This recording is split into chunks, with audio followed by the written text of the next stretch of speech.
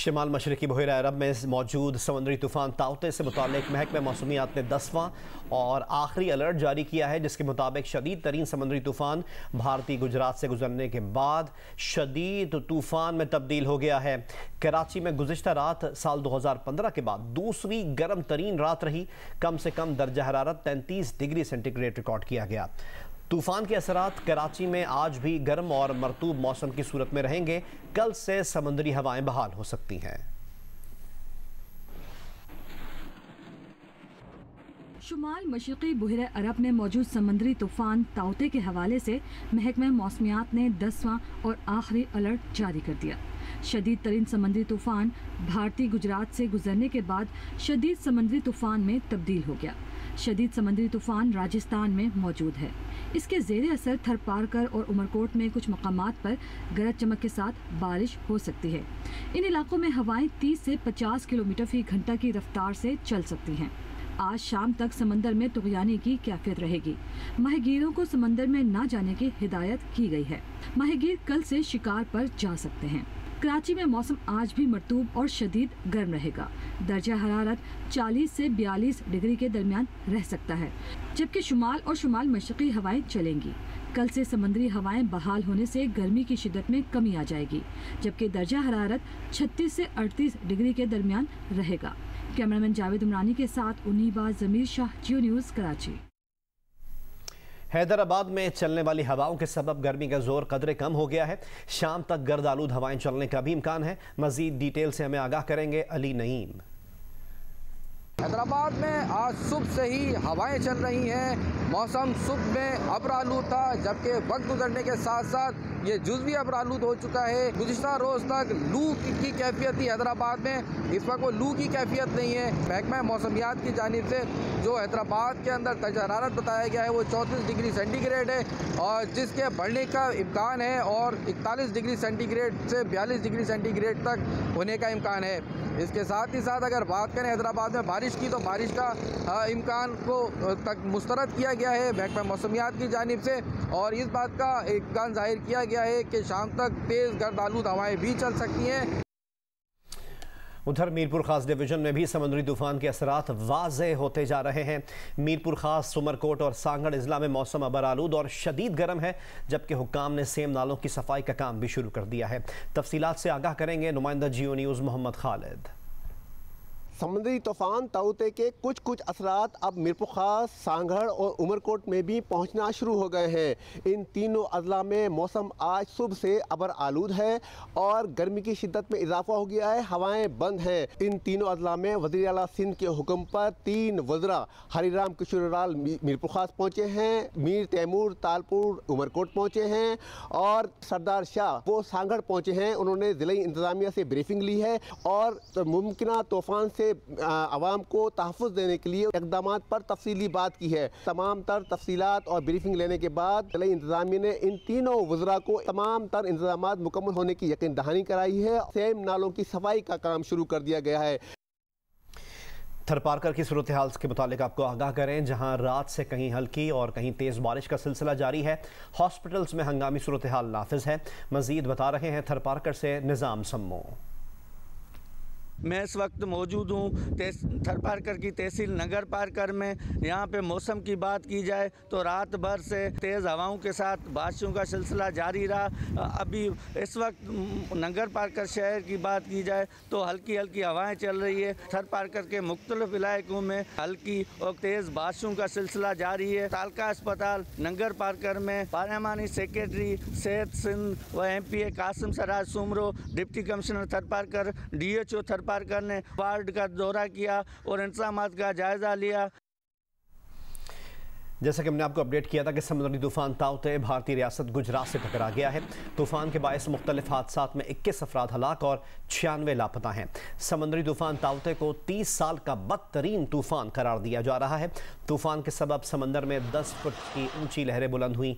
तूफानी हवाओं की रफ्तार 185 किलोमीटर फी घंटा तक जा पहुंची। तहम लैंडफॉल के बाद तूफान की शिद्दत में कमी आना शुरू हो गई है। गुजरात और राजस्थान समेत मुख्तलिफ रियासतों में बारिशों का सिलसिला भी जारी है। गुजरात की साहिली पट्टी से 2 लाख अफराद महफूज मकामात पर नकल मकानी कर गए। केरला में 1500 मकानात तबाह हो गए इस तूफान की वजह से। तूफानी हवाओं ने दरख्त जड़ों से उखाड़ फेंके। मुंबई का एयरपोर्ट भी बंद कर दिया गया है इसकी वजह से। मुतासर इलाकों में फील्ड हॉस्पिटल्स से 600 कोरोना मरीजों को महफूज मकाम पर मुंतकिल कर दिया गया है। मुंबई के साहिल के करीब ऑयल तंसीबात का इमदादी जहाज डूब गया। भारतीय बहरिया ने जहाज पर सवार 273 लापता अफराद में से 177 अफराद को बचा लिया है।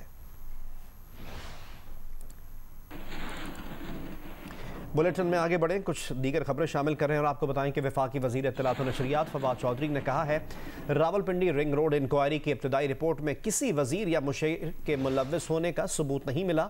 वज़ीर आज़म के एहतसाब से मुतालिक पॉलिसी वाज़ेह है।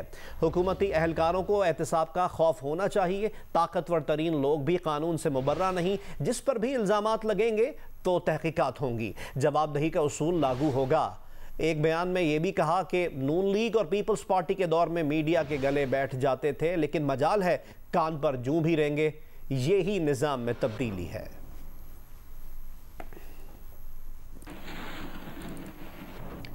मुस्लिम लीग नून की तर्जुमान मरियम औरंगजेब ने वज़ीर आज़म और वज़ीर आला पंजाब की गिरफ्तारी का मुतालबा कर दिया।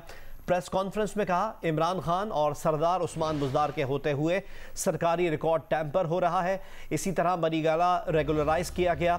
इंक्वायरी के दौरान 3 बार का वज़ीर आज़म गिरफ्तार हो सकता है तो इमरान खान क्यों नहीं? अगर इंक्वायरी के दरमियान 3 दफा का मुंतखब वज़ीर आज़म अरेस्ट हो सकता है, तमाशे ना करें, इंक्वायरी कमीशंस ना बनाएं, करें गिरफ्तार इमरान खान को, क्योंकि इमरान खान और बुज़दार के होते हुए तमाम सरकारी रिकॉर्ड टेम्पर हो रहा है। तमाम सरकारी रिकॉर्ड टेम्पर होकर बनी गाला का महल रेगुलराइज हुआ। मुस्लिम लीग नून के रहनुमा अता तारड़ कहते हैं कि शहबाज शरीफ पीटीआई के आसाब पर सवार हैं। मीडिया से गुफ्तगू में नून लीग के रहनुमा अता तारड़ का यह भी कहना था कि अदालत ने शहबाज शरीफ की दरख्वास्त पर एतराज़ हटा दिया है। इमरान खान के मीटिंग मिनट्स हमारे पास आ चुके हैं। रिंग रोड मंसूबे में जुल्फी बुखारी को नवाजने के लिए इमरान खान की हिदायत का लेटर मौजूद है। जुल्फी बुखारी का इस्तीफ़ा पहला इस्तीफ़ा आया है, जो हमारी बहुत बड़ी कामयाबी है, क्योंकि ये साबित करता है कि जुल्फी बुखारी इसमें मुलव्विस हैं। सरवर खान साहब को भी चाहिए कि वो अपना इस्तीफ़ा दें और इमरान अहमद न्याजी के ख़िलाफ़ भी नैब तहकीकात करे, ताकि दूध का दूध और पानी का पानी हो। आप करप्शन करते हैं और दीदा दलेरी के साथ कहते हैं कि दूसरों ने करप्शन की है। पूछा जाए इमरान न्याजी से कि आपने ना सिर्फ ये डायरेक्टिव जारी किया, आपने ऐलान भी किया कि ये रिंग रोड इस्लामाबाद तक लेके जाई जाएगी। पीपल्स पार्टी की सेनेटर शहरी रहमान का कहना है रिंग रोड करप्शन स्कैंडल की तहकीकाती रिपोर्ट ने हुकूमत को फिर बेनकाब कर दिया है। इंक्वायरी रिपोर्ट के बाद किसी के खिलाफ एक्शन नहीं लिया जाएगा। मंसूबे की लागत में 25 अरब रुपए इजाफा किया गया ताकि हुकूमत के चंद लोगों को फायदा हो। नोटिस सरकार का अब अवाम नोटिस लेगी, करप्शन का एहतसाब करेगी।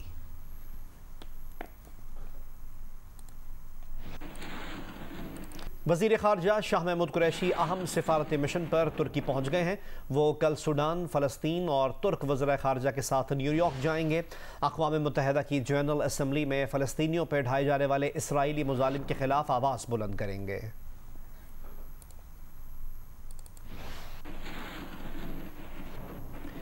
दीगर खबरें शामिल कर रहे हैं और आपको बताएं कि गुआंतानामो बे के सबसे पुराने कैदी सैफुल्लाह पराचा की रिहाई की मंजूरी दे दी गई है। सैफुल्लाह पराचा के वकील ने बताया है कि कैदियों से मुतालिक अमरीकी नजरसानी बोर्ड ने सैफुल्लाह समेत 3 कैदियों को क्लियर करार दिया। पाकिस्तानी शहरी सैफुल्लाह को आइंदा चंद माह में रिहा किया जाएगा। सैफुल्लाह पराचा की रिहाई की तफसीली वजूहात वाज़े नहीं की गई हैं। इस सिलसिले में जारी नोटिफिकेशन में कहा गया है कि सैफुल्लाह अमरीका के लिए मज़ीद ख़तरा नहीं। सैफुल्लाह पराचा पर किसी जुर्म का इल्ज़ाम आयद नहीं किया गया था। सैफुल्लाह पराचा को अलकायदा से ताल्लुक़ के इल्ज़ाम में साल 2003 में थाईलैंड से पकड़ा गया था। सैफुल्लाह को 2004 में गुआंतानामो बे के हिरासती मरकज़ मुंतकिल किया गया। सैफुल्लाह पराचा को गुज़िश्ता साल नवंबर में नजरसानी बोर्ड में 8वीं मरतबा पेश किया गया। 73 साला सैफुल्लाह पराचा 16 साल से ज़ायद अरसे से गुआंतानामो बे जेल में कैद हैं।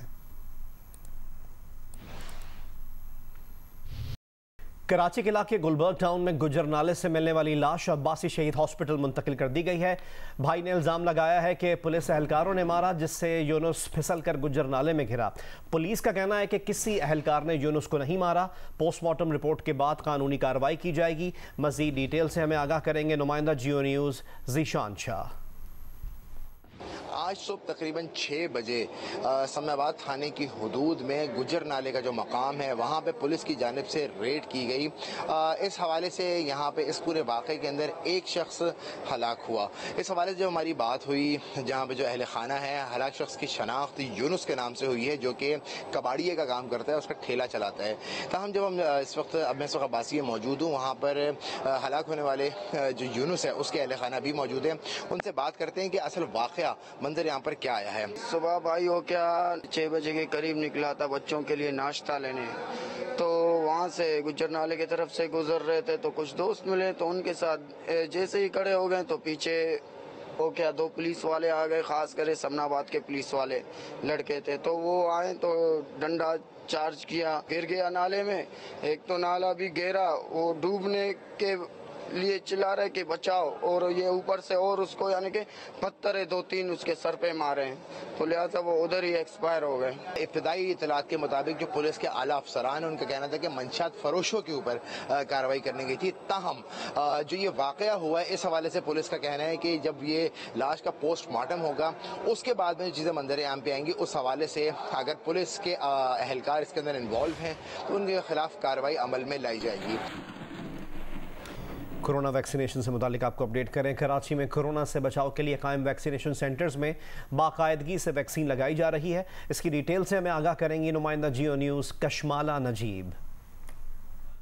जी, इस वक्त मैं मौजूद हूँ सिंध गवर्नमेंट हॉस्पिटल याक्ताबाद में, और यहाँ पर वैक्सीनेशन का अमल जारी है और हम देख रहे हैं कि शहरी वैक्सीन लगाने के लिए यहाँ पर आए हुए हैं। सब ने मास्क का इस्तेमाल किया हुआ है, समाजी फासला भी हम देख रहे हैं कि वो मेंटेन किया जा रहा है। 4 से 6 यहाँ पर रजिस्ट्रेशन काउंटर्स बनाए गए हैं, जहाँ पर रजिस्ट्रेशन होने के बाद लोगों को वैक्सीन लगाई जा रही है।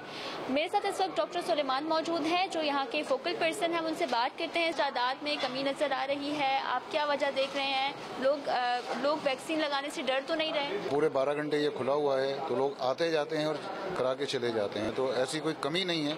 मॉर्निंग में जितने हुआ करते थे पिछले दिनों में, उतने ही अभी तक लोग आए हैं। चूँकि ऑफिस टाइमिंग शुरू हो चुके हैं, तो ज़्यादातर लोग ऑफिस टाइमिंग के बाद आके फिर